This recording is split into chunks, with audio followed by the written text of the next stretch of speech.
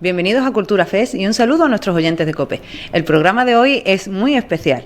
Hoy no estoy yo en el área, hoy está aquí el jefe del área a mi lado, Pablo Gómez, amigo, compañero, y tenemos que contar una gran faceta de ti que todo el mundo no conoce. Muchísimas gracias, Pablo. Gracias a ti, Isa, por estar aquí. Dices, no, yo no estoy en el área está en ti. Tú ya eres parte de área y tenemos que decirle a los seguidores de Cultura Fest que evidentemente si este plató tiene uso y se mueve cada día o cada semana, es porque gracias a ti le estás dando uso. Creíamos que iba a ser esto la bomba y al final yo le digo siempre a los compañeros, digo, señores, aquí la única que le da uso y le saca brillo a este plató es Isa con Cultura Fest. Así que gracias a ti por invitarme, gracias a ti por hacer lo que haces y con esa continuidad que creo que llevas ya por lo menos... De 2021. 4 temporadas, ¿no? 4 temporadas, sí, bueno, ya vamos a terminar la quinta, que ya la tenemos ya grabada, ya lo tenemos todo preparado. ¿Cómo pasa el tiempo, eh? Sí, pero no me des la vuelta, no me vayas a entrevistar. Perdón, es que me hace ilusión, Al final me entrevistas tú a mí. Me vienen ahí a la imagen, a la mente, ¿no? De cuando hacías esos primeros programas en la línea. En el plató, en la línea, fíjate cómo ha cambiado. Y sobre todo, bueno, gracias a vosotros que me disteis esa oportunidad, a ti, a Paco, cuando nos conocimos, que te voy a presentar. Sí, señora. En la cafetería y en los Cortijillos, ¿no? Que era, antiguamente era la Polvorilla, creo que fue la Polvorilla cuando fuimos nosotros, que después pasó el 24. Qué momentos, Isa, y desde entonces, qué de programas, qué de anécdotas. Muchas historias. Y qué de gente ha pasado por aquí, ¿eh? Hoy Pues, has montado un circo importante. Bueno, aquí, de 10 personas, vamos pasando de cada 10 minutos una persona. Bueno, aquí vamos liando a la grande y sobre todo, gracias a todos los compañeros, la paciencia que tenéis para aguantar que os traigo a gente que me cante, que hagan ruido, que no os dejo de trabajar. Cada semana, yo digo que siempre cada semana que veo Cultura Fest grabando, hay un tío cantando, un tío tocando la guitarra, un tío presentando un libro, un experto en Alien. Yo me siento en mi despacho muchas veces y digo, veremos a ver con qué me entretiene Isa con Cultura Fest esta tarde. En nuestra tierra tenemos muchas cosas muy bonitas que vosotros estáis dándole visibilidad y anda que no está agradecido todo el mundo a Área por esa oportunidad, porque es que somos ahora mismo el primer programa cultural que está dando tanta difusión a artistas locales. Yo creo que Área se está convirtiendo en ese referente que fue en su día, que lo vuelve a ser. Tú me decías, ¿no? ¿Cuál es tu faceta? Hombre, principalmente, y la principal es un poco ser el canalizador de esa etapa antigua de Área con la etapa nueva y sobre todo ser el que dé la posibilidad que expertos como tú o vamos a llamarles románticos, ¿no? Que somos en este equipo, pues podáis expresaros y podáis volcar vuestra inquietud a través de las plataformas de Área, ¿no?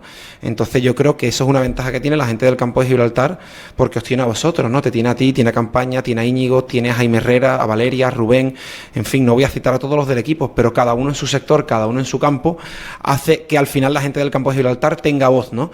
Y hablábamos de esos primeros inicios de 5 años en la línea y yo creo que hoy, 5 años después, podemos mirar atrás con orgullo y decir, ostras, lo que era un proyecto hoy es una realidad súper palpable y ya tú te vas a la calle y todo el mundo os conoce, todo el mundo nos conoce y las distintas plataformas o distintos programas como Cultura Fest de Área, pues yo creo que ya a la gente le llegan y la gente nos busca, que es todavía mejor. Sí, eso es muy importante. Y aparte que hoy en día ya somos asociación cultural a nivel de Andalucía, que eso ya, y es gracias a Área y gracias a vuestra oportunidad. Pero ahora, Pablo... Venga conmigo. Voy a por ti. No te doy la vuelta, venga. Voy a por ti, eso es de formación profesional. Sí, yo sé que ese perdona que sale solo.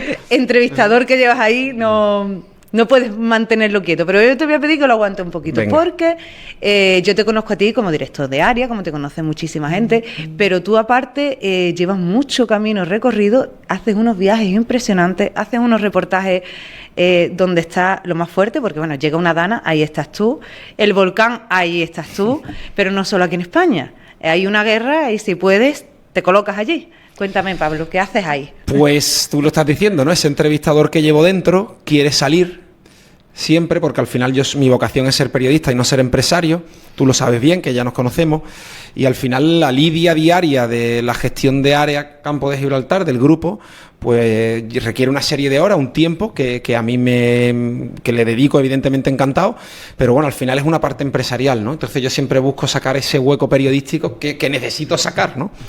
Y como aquí en el campo de Gibraltar tengo una cierta limitación, porque efectivamente el campo da para lo que da, aunque tiene un recorrido tremendo, pero al final pues uno no deja de ir vestido siempre con el traje de director, ¿no? Claro. Entonces uno no puede muchas veces desarrollarse o desenvolverse como le gustaría. Entonces, pues desde joven, evidentemente, mi pasión fue el periodismo, era comunicar. Yo empecé en Madrid antes de seguir con el testigo de Área, pues yo estuve 7 años en Madrid en la parte deportiva. la redacción de Tiempo de Juego, de los compañeros de COPE, Manolo, Paco, etcétera, los números 1, y yo ahí, entre otras cosas, me di cuenta qué tipo de periodista quería ser o no quería ser. Y a mí el deporte nunca me ha llamado especialmente la atención, más practicarlo que verlo, pero yo siempre, Paco González tenía una frase que decía que el fútbol es lo más importante de lo menos importante, ¿no?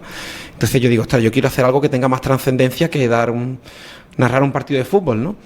Y digo, tengo que ver cosas por ahí fuera. Y desde que volví a Área, pues he tenido la oportunidad de poder ir sacando tiempo para efectivamente sacar temas que me gustan dentro y fuera de España. Yo tengo un referente, Isa, que porque al final los canales sociales han evolucionado muchísimo, ahora no hace falta pertenecer a un grupo para poder crear tu propio contenido y contar una historia, y a mí siempre me llamó mucho la atención un youtuber que fue de los pioneros en esto, que se llama Lethal Crisis, que es Rubén Díez, con el cual he compartido ya algunas aventuras, y cuando le vi a él trabajando su contenido en YouTube, digo, ostras, esto es lo que yo quiero hacer, tío. Yo lo veía y decía, yo me encantaría hacer lo que él hace, creo que puedo hacerlo, y lo único que al final que tengo que buscar es tiempo, ¿no? Y poco a poco he ido sacando ventanas donde no las hay para poder hacer esto, ¿no? Entonces ya, pues como tú has dicho, la Dana ha sido de los últimos, pero hace unos años el Volcán ya ha sido hace 3, pero bueno, he ido aprovechando algunas oportunidades y lógicamente pues he tratado de ver lugares que tienen noticias, y está pues por ejemplo en Siria poco antes del 7 de octubre, del atentado de Hamas y el inicio del conflicto en Oriente Medio, pues conocer Siria de primera mano en plena guerra civil, y ya después me las voy buscando donde salen, ¿no? Pues recientemente en Cabo Verde, en Colombia, en la Comuna 13, la famosa comuna que dicen que es de Pablo Escobar y no es así, y en México siguiendo los pasos de Cortés. Al final trato de ir a los sitios que a mí me gustan, historias que quiero dar a conocer, conocerlas personalmente y subjetivamente contar lo que pienso, ¿no? Pero vas a lugares, digamos, clave o peligrosos, ¿no? ¿No tienes esa sensación o es la adrenalina lo que te hace llegar ahí? Yo creo que la adicción a la adrenalina es un mal que vivimos todos en este siglo XXI de las redes y de los teléfonos, y yo lo reconozco, soy uno enganchado a la dopamina, a la adrenalina, y donde haya un problema, ahí voy, ¿no? Mira, recuerdo en el Líbano, antes de entrar en Siria, que fue un caso muy complejo además, recuerdo que el grupo nos decía, oye, la situación de Beirut, capital del Líbano, actualmente es más tranquila, pero lo que sí os recomendamos es que no vayáis aquí, aquí y aquí, porque son los barrios de Hezbollah. Hezbollah, como tú sabes, el grupo armado pro-iraní que está en la zona de Oriente Medio, considerado como terrorista por Occidente, y eso nos decía el guía del grupo, ¿no? Entonces, aquí está Hezbollah, aquí no se puede, aquí no, que no. Y efectivamente, Pablo, ¿dónde estaba esa noche? Aquí es donde voy. Pues en los barrios de Hezbollah, al final acabé tomándome un té con 2 militares allí, con el AK-47 y tomándome un té verde, ¿no? Y al final, pues eso es lo que a mí me llama, lo que a mí me motiva, y es donde creo que debo estar. Y son pues experiencias fascinantes, porque yendo a estos sitios y con esta mentalidad que yo creo que voy, te das cuenta que no hay ni malos ni buenos, o que no hay negro o blanco, hay matices, hay gris, ¿no? Y eso es lo que yo quiero contar, a mí es lo que me gusta conocer y después pues tener la oportunidad de contar. Claro, es que cada uno ve la historia desde su punto de vista y es totalmente diferente, ¿no? A lo mejor lo que vemos desde fuera.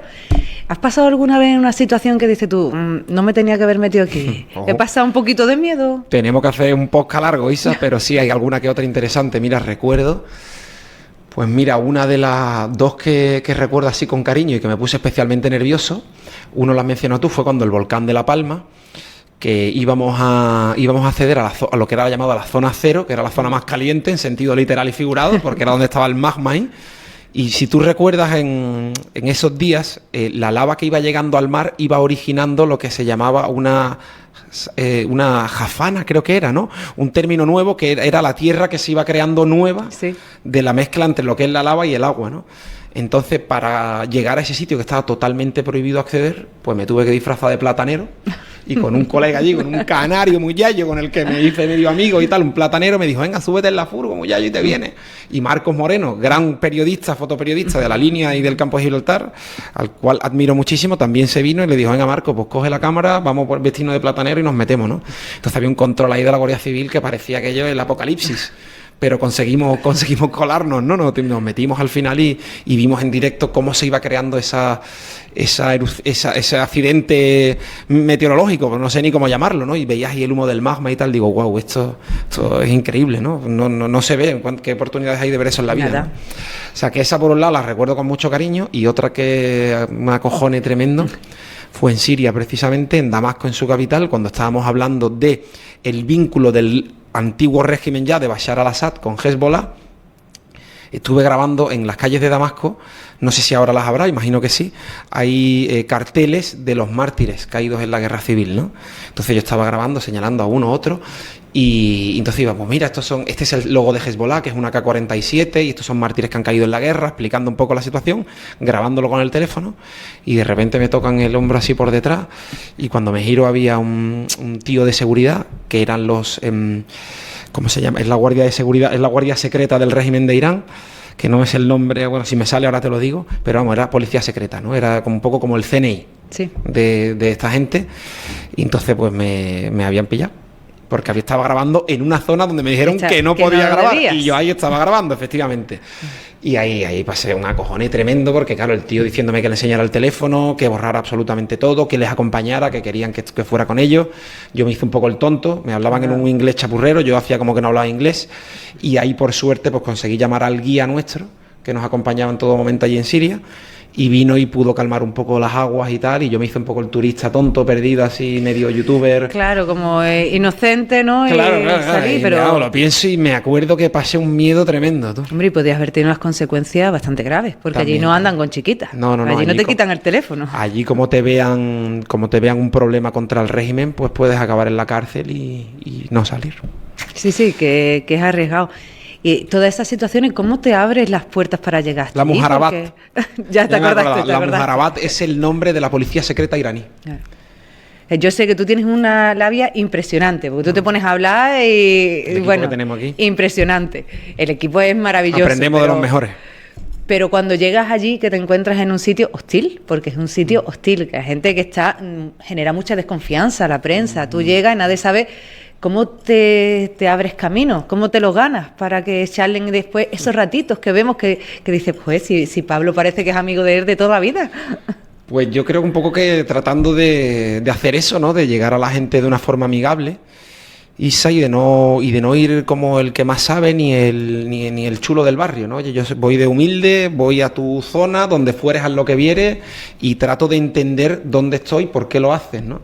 Y eso es lo que yo les digo al final, digo, oye, mira, a mí me gustaría grabar vuestra versión, si te apetece bien, si no, pues nada, pero entiendo que al igual que hay otra, que es la que impera, pues también creo que vosotros, o donde sea, pues tenéis que tener la oportunidad de hablar y contar vuestro discurso. Al final de eso se trata el periodismo, ¿no? Nosotros no somos jueces ni policías, somos comunicadores y tenemos que ver una parte A y una parte B, y donde hay uno que te está diciendo algo sobre B, pues B tendrá que opinar algo también sobre A, ¿no? Entonces, con esa humildad y esa tranquilidad, pues trato de meterme en los sitios y, hombre, con un poco de precaución, nunca grabar antes de haberlo comentado. Siempre en este tipo de sitios, evidentemente, antes tienes que tener un local que te abra camino, no llegar a las zonas y meterte sin más. Normalmente busco un contacto dentro, ¿no? Hay veces que no, como te digo en este caso de cuando me metí en el barrio de Hezbollah, que no me pasa nada, pero bueno, ya te digo, sentado allí con esta gente, pues hablando con uno, con otro, tal, te vas haciendo cercano, vas contextualizando y vas creando un discurso, ya te digo, amigable, ¿no? En Líbano, por ejemplo, pues mira, pues vosotros sois los omeyas, ¿no? En la gran mezquita de los omeyas, pues nosotros somos los andaluces, que también venimos de te lo ganas con arte de Cádiz, ¿no? Intentamos acercarnos y al final es verdad que ayuda, y no he tenido nunca toco madera, nunca he tenido ningún problema. También me acuerdo de otra situación en México, que acabamos hablando con una gente del cártel, ¿no? De un cártel que estaba en la Riviera Maya, y eran los que pasaban por los comercios. Allí pagan lo que es el pizzo con la mafia italiana, o la vacuna que dicen allí, que es el impuesto revolucionario, que te acordará también con ETA, por ejemplo, ¿no? Pues los negocios en México, la gran mayoría, sobre todo en Riviera Maya, pues todos tienen que pagar un impuesto revolucionario mensualmente. Entonces, casualmente, hablando con el dueño de un local, pues tal, no sé cuánto, nosotros tenemos esto, allí tomando tequila, y al final me dijo, mira, ese viene a cobrar. Ese que tú ves ahí con tal, pues es el que viene a cobrar. Y yo le invité a un tequilita aquí al chaval, y ya pues empezamos a tener contacto, y me empezó a explicar un poco más o menos pues cómo funcionaba esto y el porqué. Y el tío pues le echaba culpa al gobierno, de que los tienen marginados en distintos puntos de México, entonces que no les queda más remedio. Entonces el tío te empieza a contar su película y casi que te cree, que tú dices, coño, empatizo contigo y te entiendo. Si yo estuviera aquí contigo también lo haría a lo mejor, ¿no? Claro, es lo que tú has dicho, es que las dos versiones son totalmente diferentes y también tiene que ser escuchado y quién sabe si hay muchas personas que, como tú, empatizan con ellos y tienen ese punto, dice, pero ahí está Pablo que nos va a mostrar la siguiente versión. Sí. Pablo, y en el otro punto, ¿no? Una cosa es el miedo, pero yo sé que tú eres una bellísima persona y también está ahí ese corazoncito, situaciones también que te han conmovido, has tenido que vivir montones, ¿no? Es decir, ¿me trago las lágrimas o las dejo salir? También, y dentro de que yo soy un tío sensible, aunque pueda no parecerlo, así somos el equipo de área, ¿no? Rubén, Paco, todos, yo creo que aunamos un poco el mismo carácter y por eso estamos todos juntos aquí, en la que te incluye. Pues mira, momentos así chulos, evidentemente, o más difíciles, fue por ejemplo en La Dana, claro. Tú lo mencionabas y dices, hostia, llegar a esos lugares de zona cero de guerra y ver a todos esos vecinos que lo pierden todo, charlar con ellos en el momento justo después, apenas horas, días después de que hayan sufrido una de las catástrofes más importantes de nuestro país, pues se hizo muy duro, ¿no? La Dana yo lo recuerdo así, y después también pues en lugares donde hay más pobreza, ¿no? Recuerdo, por ejemplo, en Cabo Verde hace poco, pues en una zona que también ahí me pasó otra interesante, también salió un tío armado con una K-47 diciendo aquí no os tenéis que meter, y digo, bueno, pues nos vamos, coge la moto y date la vuelta y vete, que aquí nos hemos equivocado, nos vamos, ¿no? Pero en zonas donde hay más pobreza, donde ves a madres desamparadas, donde ves a hijos, a niños huérfanos. Recuerdo que entramos en un orfanato en Cabo Verde, en la isla de Santo Antán, su capital, que es Porto Novo, y es una isla, es un archipiélago muy pobre, un archipiélago en el occidente africano que es pobre, poco a poco se va recuperando, va cogiendo economía gracias al turismo, pero en esa zona donde estábamos no especialmente. Y nos quedamos había 2 Airbnbs y uno lo gestionaba este orfanato, que alquilaba varias habitaciones del lugar para poder recaudar fondos para los niños, ¿no? Entonces, pues eso, preguntando, oye, ¿qué hacéis aquí? ¿Por qué estáis aquí? Y ya me dijo la causa, el Airbnb no te pone, oye, somos un orfanato, ¿no? Claro. Tú te enteras después. Y yo le dije, oye, pues mira, me gustaría ver cómo funcionáis, cómo trabajáis. Y recuerdo que cuando entré en la sala allí llena de esos niños... Desgarrador. Desgarrador, ¿no? Se te cae el alma al suelo, a su vez te dan una gana de llorar, porque me los llevaría a todos, ¿no? Claro. Y esos niños con esa sonrisa sincera, esos abrazos de cariño, dices, tú son niños que no tienen nada y te lo dan todo, ¿no? Y pues ahí pues también dices tú, hostia, no, es difícil aguantar la lagrimilla ahí, ¿no? Claro. Pablo, llevas una historia ya a tus espaldas impresionante, de verdad, ¿eh? ¿Te has planteado de plasmarla en una biografía ya o en un libro o algo? Pues el otro día lo pensaba también, volviendo ahora que he estado una escapada rápida en Rumanía, entendiendo precisamente para entender un poco, ¿no? El cliché o el prototipo que tenemos del rumano típico en España, de ladrón de guante blanco, sí, la mala imagen, al cobre, ¿no? A la mendicidad, ¿no? Pues después llega a Rumanía y efectivamente entiendes el porqué y estás viendo que el país está cambiando, que está creciendo muchísimo. Y decía que yo ya llevo unos pocos de tiros dados a la espalda. Digo, igual que está sacando todo el mundo un libro, digo, igual me tendría que poner ya a escribir y sentarme tranquilamente. Pero como es lo que más me cuesta, historias tengo, pero lo que me cuesta es sentarme y saca plasmarlo. Tiempo para sentarte, ¿no? Sí, pero no lo veo. Es uno de los objetivos, lógicamente, uno de los retos o ilusiones que tengo ahí a corto plazo. Es que ya tienes muchas historias que... porque no tengo tiempo. Porque es que si no, hacemos un monólogo de 5 horas. Es que es impresionante lo que llevas ya. Mira, me acabo de leer ahora un youtuber que os recomiendo encarecidamente a tus oyentes y a ti, que es se llama Adrián Díaz Marro y tiene un podcast que se llama Lejano Este. En vez de Lejano Este, que habla de China, ¿no? Y es un poco, yo creo que es mi principal referente de cómo ponerte en la piel del otro. Y él te explica cómo funciona el mundo desde una perspectiva oriental, ¿no? Y a ti, el que nos cuenta cómo funciona todo es la maquinaria de marketing americano, Hollywood, y antes pues la religión católica, el Imperio Romano, los griegos, y de repente te das cuenta que al otro lado del mundo hay otra cultura totalmente diferente, también muy vasta, como es la China, ¿no? Y me acabo de terminar su libro, que es 21 claves para entender la China del siglo XXI, y es fascinante, ¿no? Y te habla desde el pragmatismo chino de cómo ellos entienden nuestra sociedad.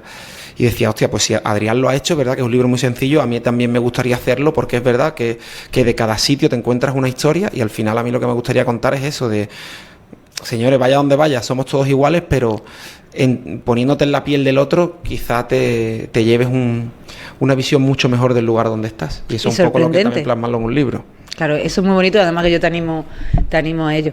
Y ya por último, no te voy a entretener mucho más, porque sé que tienes mucho trabajo, pero tú sabes que la cabra tira al monte, yo tengo que hacerte esta pregunta. ¿Tú no te has encontrado en una situación inexplicable, tirando para lo paranormal, que diga, ¿esto qué? ¿Es real? ¿No es real? En uno de esos viajes en algún momento, porque sensaciones, tú eres una persona, que lo has dicho, muy sensible, y tienes que sentir energías cuando llegas a los sitios... ¿Te viene a la mente alguna situación que no le hayas podido dar explicación? Te diría, una de las primeras fue una de esas, por lo menos de sensación de decir estoy cercano a algo paranormal o extraterrestre, ha sido leyendo tu libro, El detective de lo insólito, que aquí tengo que decir que una de las veces que más miedo he pasado también en mi vida ha sido leyendo tu libro, porque cuando uno se mimetiza allí leyendo en Sierra Luna, dices, tío, acojonado, te puedes salir aquí. Puedes hacer un reportaje de alto riesgo en Sierra Luna. Pues mira, ese no lo tenemos que apuntar, Isa, y cuando lo he leído digo, eso tiene que estar chulo verlo contigo y con expertos como la gente que tú conoces, porque, joder, que de cosas tiene el estrecho, ¿no? Yo me imaginando, leyendo tu libro, digo, me imagino a la cucaracha de Men in Black saliendo aquí rápida. Detrás de Gibraltar. Sí, total, acojonado, ¿no? Pero sí, hombre, hay sitios que te... Que notas que hay algo más, ¿no? Que no estás solo, que hay como una fuerza. Yo cada vez no te digo que soy más ateo, pero bueno, intento ser más racional o creo más en la ciencia que en lo espiritual, pero yo creo que hay una parte espiritual que invade el mundo entero y por muchos lugares donde vas, ¿no? Según cada uno, pues lo siente, ¿no? Y recuerdo, por ejemplo, pues mira, ahora que lo dices, un momento en el que dije, wow, esto aquí me siento espiritualmente lleno, o aquí hay algo, aquí hay una fuerza. Una energía diferente. Una energía diferente. Fue en la gran mezquita de Kuwait, en Kuwait City, que casualmente también, llegando a dos tíos, que no sé ni cómo llegué a ellos, pues conseguimos entrar en la mezquita cuando estaba cerrada por la noche y nos invitaron a entrar en la gran sala de oración, inmensa, preciosa, y nos explicaron el ritual que se sigue para poder rezar en una mezquita. Entonces estábamos nosotros solos con ellos, ¿no? Entonces haces el odor, que es lavarte las manos, los pies, el cuello, toda la logística que ellos siguen antes de entrar a rezar. Y nos pusimos después a rezar con ellos, ¿no? Y digo, joder, al final es lo mismo rezar en una mezquita que en una iglesia, claro, o que en una pagoda, ¿no? En la fe.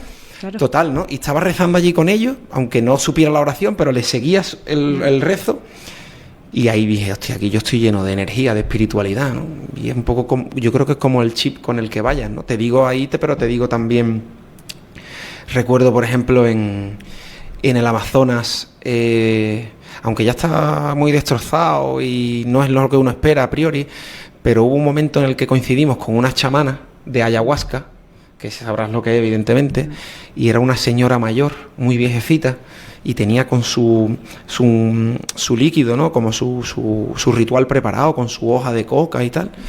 Y nos preguntaron, oye, ¿vosotros estáis dispuestos? Yo di un paso atrás ahí en ese momento, pero digo, hostia, esta tía tiene todo aquí preparado para hacer un ritual para el próximo que venga. Y tú dices, yo no conocía bien lo que era la ayahuasca, pero ni lo que era la figura de un chamán. Pero digo, hostia, esto el ambiente aquí está cargado de cojones, tío. Digo, aquí te daba cosas hasta respirar, ¿sabes? Pues dices tú, yo no sé si me respiro y me coloco, o sea, está tan cargado que digo, esto no tiene explicación, ¿no? Pero dices tú, hostia, lo que estoy viviendo es algo increíble, insólito y que solo voy a vivir aquí, ¿no? Claro, además es que tú te vas a lugares que tienen unas cargas energéticas impresionantes. Estamos hablando de guerras donde hay cientos de muertos, hay sitios que esa energía que queda impregnada, las personas que tienen ese puntito de sensibilidad, hay veces que ve... Hay que llevarlo, ¿no? Y por eso uno busca estos sitios. Tú estás diciendo lo de guerra, te voy a decir otro también interesante, Ise, perdona que te corte, pero ya me lo estás diciendo, yo me abro, ¿no? Se te viene arriba, claro. Pero mira, hablando de los víctimas de guerra, en Palmira, que es una de las ciudades sagradas de Siria, que salió a la palestra en la guerra civil hace unos años porque llegó ISIS, el Estado Islámico, y había monumentos milenarios de miles de años y los volaron con dinamita, ¿no? Un poco para, oye, Alá es Mahoma el profeta y Alá es el único Dios, entonces todo lo que hay de más no vale, ¿no? Entonces volaron un montón de dioses de Baal y de dioses pre-romanos, ¿no? Mesopotámicos y tal. Y entonces estuvimos en Palmira, y uno de los pocos lugares conservados, medio conservado que queda, es un anfiteatro romano.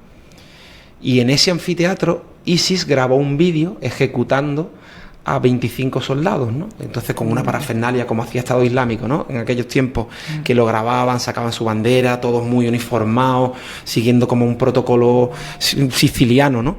Y ahí de rodillas mataron a 25 militares sirios. Y todo grabado, ¿no? Entonces yo estaba en ese anfiteatro, en ese púlpito, donde habían muerto los 25 soldados hace 7 o 8 años antes. Y también se te ponen los pelos de punta, pues dices, hostia, tío, lo que ha ocurrido aquí, ¿no? En este suelo que yo piso. Y cómo la gente lo olvida, o cómo el ser humano es capaz de llegar a cometer estas atrocidades, ¿no? En lugares tan bellos como este, ¿no? Y se te ponen los pelos como escarpia, y yo creo que sientes unas cosas que que no sientes nunca si no estás ahí y con esa predisposición a sentirlo, ¿sabes? Claro, esa energía que te digo se transmite y tú eres privilegiado, ¿no? Por poder llegar a esos sitios y nosotros privilegiados por tenerte aquí y que nos lo cuentes. Pablo, muchísimas gracias por este ratito que te he robado. No, pero... me vuelvo a casa ya, me vuelvo otra vez sintiendo aquello, vamos, voy a salir aquí cargado de energía. Te da un subidón de adrenalina que te vas a coger la maleta, ¿no? Voy a bajar caminando las escaleras y se pasa, ¿no? De las plantas de las Torres de Hércules.